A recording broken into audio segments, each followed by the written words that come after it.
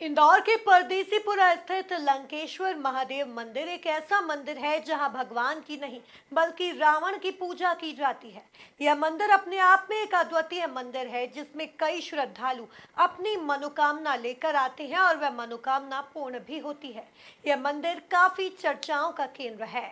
देखिए MP news की यह खास रिपोर्ट। इंदौर का अनोखा मंदिर जहां होती है रावण की पूजा। प्रदेश के अलग अलग हिस्सों से आते हैं लोग, भक्तों की हर मनोकामना पूरी करते हैं लंकेश्वर महादेव मंदिर जहां भक्तों की लगती है कतार।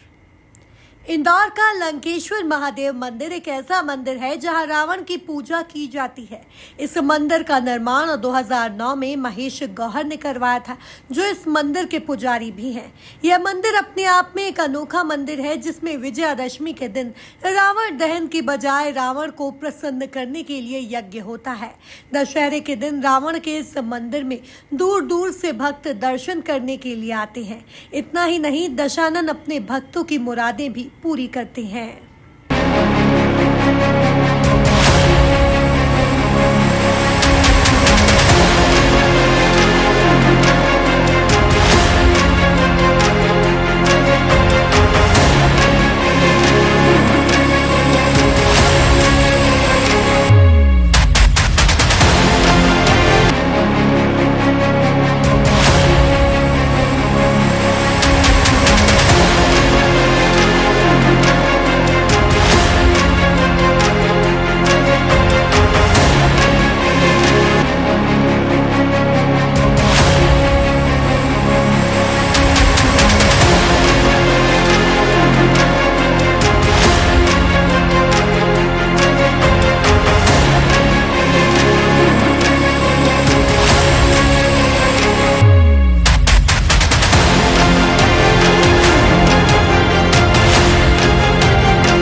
मंदिर के पुजारी महेश गौहर का कहना है कि जो भी यहाँ आता है और काला धागा बांधकर कोई मनोकामना मांगता है तो इसकी मनोकामना पूरी होती है। मंदिर के पुजारी ने बताया कि यह मंदिर पुश्तैनी जमीन पर बनाया गया है। सरकार से इस मंदिर को बनाने के लिए जमीन भी मांगी गई थी, लेकिन लोगों के विरोध के चलते सरकार जमीन देने के लिए असमर्थ रही। इस कारण उन्होंने यह मंदिर अपनी पुश्तैनी जमीन पर ही बनवाया। खास बात यह है कि 10 अक्टूबर 2010 को 10:10 पर यह मंदिर का निर्माण करवाया गया था। यह 10 का आंकड़ा दशानंद रावण को ध्यान में रखते हुए रखा गया। नमस्कार, मैं हूं शैली चौहान और एमपी न्यूज़ में आप सभी का स्वागत है। वैसे तो कई मंदिर हैं जहां देवी देवताओं की पूजा होती है, पर आज हम आए हैं एक ऐसे मंदिर जहां रावण की पूजा होती है। तो आइए जानते हैं कि रावण की पूजा किस तरह से की जाती है और क्यों की जाती है। तो मेरा पहला सवाल आपसे यही है कि इस मंदिर के निर्माण के पीछे क्या कहानी और पूजा कैसे की जाती है। कहानी तो बहुत लंबी है, कई लोगों को सुना चुका हूँ मैं। मेरे मन में भोलेनाथ के प्रति एक आस्था और विश्वास पैदा हुआ, और जब मैंने निकट जानने की कोशिश की तो पता लगा कि दसगिर दशानन जो हैं एक उच्चकुलीन ब्राह्मण परिवार से हैं, और बस जब से इच्छा जागृत हो गई कि क्यों ना उनको पूजा जाए। एक तरफ जहाँ तमाम सारे लोग जो शायद हो सकता है मुझसे ज़्यादा ज्ञानवान होंगे, ज़्यादा समझदार होंगे, और होना भी चाहिए, संसार है ये तो बहुत बड़ा, वो जलाने लगे। बस मेरे मन में उनके प्रति एक भावना पैदा हुई कि क्यों जला रहे हैं, बस यही बात मेरे दिमाग में बैठी गई। और जब अंतर्गत वहाँ तक पहुँचा तो पता लगा कि यार ये तो दुनिया के विश्व के महानतम देवों के देव महादेव के 10वें अवतारी हैं। बस उनके प्रति मेरी श्रद्धा जागृत हुई और उनकी पूजा अर्चना करने लगा। पूजा अर्चना में खैर शुरू में प्रारंभ में मेरे को बहुत विडम्बनाएँ आई, लोगों ने तमाम सारी आपत्तियां उठाई, लेकिन उसके बावजूद भी मेरा विश्वास नहीं डिगा और मैं दम खम लंकेश्वर का मेरे साथ था। आज मुझे लंकेश्वर के नाम से ही लोग जानने लगे हैं। जैसे कि जो दशहरा है उस पर आप किस तरह से रावण की पूजा करते हैं और क्या क्या अनुष्ठान किए जाते हैं। वैसे पूजा तो हम लोग रोज़ सुबह करते हैं, शाम को करते हैं, लेकिन दशहरे पर हम मोक्ष दिवस के रूप में दशहरे के मनाते हैं। यहाँ एक यज्ञावली होता है और महल्ले की तमाम सारी जो लड़कियाँ हैं उन लड़कियों के पैर धो कर के पूजते हैं, कन्यादान करते हैं, उनको उनके खीर खांड का भोजन कराते हैं उनको। और पूजा अर्चना करने के बाद तमाम सारे लोग गांव के मोहल्ले के लोग आते हैं। कुछ पढ़े लिखे बच्चे भी आते हैं, कुछ लोग कई लोग तो IAS IPS बन चुके हैं, कई अधिकारी डॉक्टर बन चुके हैं, कई लड़के वो यहाँ आते हैं मन्नत मांगने, उनके पैरों में डोरा बांध के जाकर मन्नत करते हैं, उनकी पूरी होती है इच्छाएँ। जैसे कि रावण की जो रावण संहिता है, तो आप हमें उसके बारे में बताइए कि उसमें क्या क्या चीज़ें हैं, क्या क्या विचार है, और इसको लेकर आप हमारे दर्शकों को बताइए।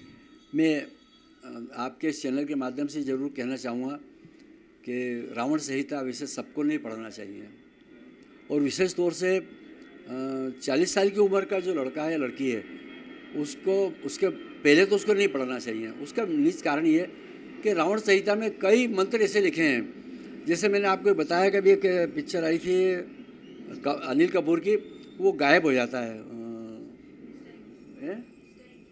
Mister India, yes mister India picture थी, उसमें बताया था कि तो वैसे ही इसमें भी तमाम सारे ऐसे मंत्र हैं, और वो मंत्रों के जरिए से तमाम सारी सिद्धियाँ प्राप्त होती है।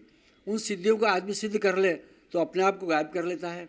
वो मंत्रों का सिद्ध कर ले तो वो आदमी मतलब किसी के ऊपर भी अगर सिर पे हाथ रखेगा मंत्र पढ़ने के बाद, तो निश्चित मान के चलना कि वो उसके दुख दर्द दूर हो जाएंगे। कई माता बहनें जो आती हैं और वो अनुनय विनय करती हैं, कई डॉक्टर फेल हो जाते हैं। और मैं आपको बताना चाहता हूँ कि कई लोगों को एक बीमारी होती है, चोड़ला चला जाता है कमर में, 3 दिन तक आदमी यूँ घूमता है ऐसा टेढ़ा करके, और वो डॉक्टर सिर्फ एक दर्द का इंजेक्शन देता है या दवाई देता है, लेकिन चोड़ला उसका ठीक नहीं हो पाता है बेटा। लेकिन रावण का एक ऐसा मंदिर है ये क्या, जहाँ भी रावण के नाम से अगर उसकी कमर का वो घिस ले उस जगह से तो चोड़ला दूर हो जाता है। उसके पीछे भी एक कहानी है कि जब भोलेनाथ माँ पार्वती के साथ हिमालय पर तपस्या में लीन थे, तब रावण जो बहुत सारा दिन तक जिए और वो मोक्ष पाना चाहते थे, तो मोक्ष पाने के उद्देश्य से माँ पार्वती के दरबार में गए और प्रभु से अरदास करते हैं कि प्रभु मुझे मोक्ष चाहिए, लेकिन प्रभु ने आंखें बंद करके चुपचाप रह गए। तब माँ बोली कि बेटा तू यहाँ आ गया मोक्ष लेने, तेने काल को तेरे पैरों में दबा रखा है, काल जो है वो उसका काम करता है, तेने उसको पकड़ रखा है। तब वो वापस दौड़े, घर गए और घर से काल को छोड़ा, काल जैसे कैसे भागा, और रावण भी उनके पीछे सोटा लेकर दौड़ते फिरे तीनों युगों में घूमते घूमते आखिर में गंतव्य ये हुआ कि भोलेनाथ जब वो बैठे थे उनकी कमर के पीछे जाके चिपक गए। तब रावण ने उनको ललकारा और वो उठे, तो भोलेनाथ उठे, उठने के बाद उनकी कमर में एकदम दर्द पैदा हुआ तो रावण समझ गया, क्योंकि रावण जो है वो पगपाइले थे। रावण ने आज भी पगपाइला अगर किसी को चोड़ला चला जाए उसके पैर पीठ पे लगा दे तो चोड़ला दूर हो जाता है। तो उन्होंने पैर भोलेनाथ को पेट पे पैर मारा और वो झिझक के दूर हुए, और इस तरह से उन्होंने अपने दूर करा है। तो ये है कहानी मतलब भोलेनाथ की। जैसे कि ये पीछे जो रावण की इतनी बड़ी मूर्त है, तो आप थोड़ा इसके बारे में बताइए। 10 सिर और पैर में सांप लिपटा हुआ, तो इसके पीछे पूरी क्या कहानी है? वैसे रावण को लोग दर्शाते हैं कि उनके 10 सिर थे। मैं समझता हूँ कि 10 सिर तो नहीं थे उनके, लेकिन उनके एक बुद्धि जो एक मस्तिष्क था, एक चेहरा था, लेकिन उनके पास एक मस्तिष्क में 10 तरह के, जिस तरह कंप्यूटर में आप एक बटन दबाओ 10 बातें आ जाती हैं, उसी तरह ये 9 सिर लगे हैं, ये 9 ग्रह थे, और 9 ग्रह अपने अपने समय पर काम करते थे और वो चलायमान थे, और हर राशि में अपना अलग अलग मतलब उनका पीरियड रहता है, वो उसके प्रकार वो काम करते थे। और ये पैरों में जो है वो काल उनके लेटे हुए हैं, काल को उन्होंने अपने पैरों में दबा रखा था। जब उनकी इच्छा होती थी तब वो काल को छोड़ते थे, तब वो काल अपना काम करके वापस लौट आता था।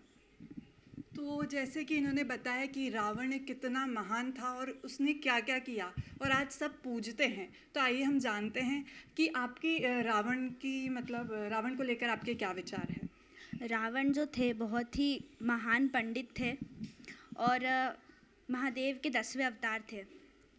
और मैं मेरे उम्र की लड़कियों से यही, या मेरे से बड़ी उम्र की लड़कियों से यही बोलना चाहूँगी कि वो राम जैसा पति नहीं, रावण जैसा भाई मांगे, जिसने अपने बहन की इज्जत के लिए अपना सब कुछ दांव पे लगा दिया। जैसा कि गुड़िया ने बताया कि आज के समय की मांग है कि रावण जैसा भाई आवश्यक है।